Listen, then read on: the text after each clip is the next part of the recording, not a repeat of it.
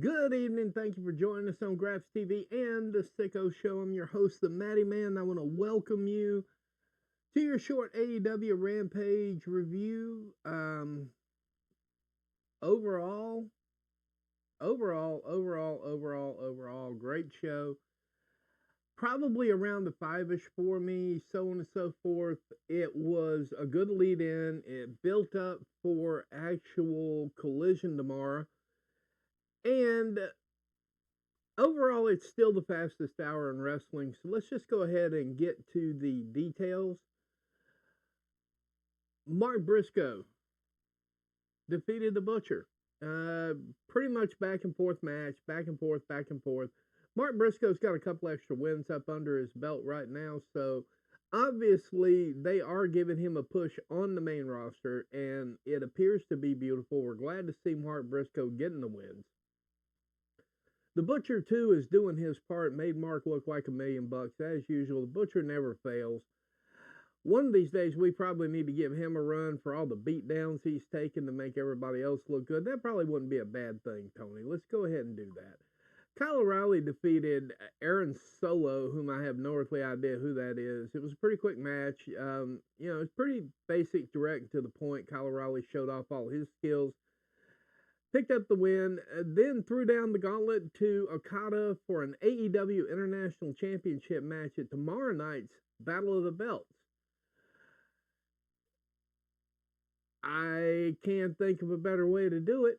Kyle O'Reilly probably needs to be in the gold picture just a little bit. They've got him picking up wins and so on and so forth, and it's just absolutely a good thing. Nothing wrong with that at all. No idea who Aaron Solo was. Hope he does well, etc., etc., etc. Following that, Anna Jay, convincing win over Trish Adora. It's becoming painfully obvious that we should send everybody to Japan. That's all I got to say. They're great when they leave. Don't get me wrong. They're great when they leave. But if they come back from Japan, it's just something about working those G1s and the Stardoms and all that stuff there. Just makes them that much tougher. I'm looking forward to seeing Anna Jay in the top title picture. I'm skipping over Mercedes Moné, skipping over the TBS title. I think Anna Jay should go straight for the AEW Women's World title. I think she should throw her name in the hat for that. Private Party, thank God, triumphed over MxM Collection. Don't get me wrong, guys. I think MxM is a phenomenal tag team. I just don't like their gimmick, and there's nothing wrong with not liking the gimmick, by the way, guys. It doesn't make you phobic, it just doesn't hit you.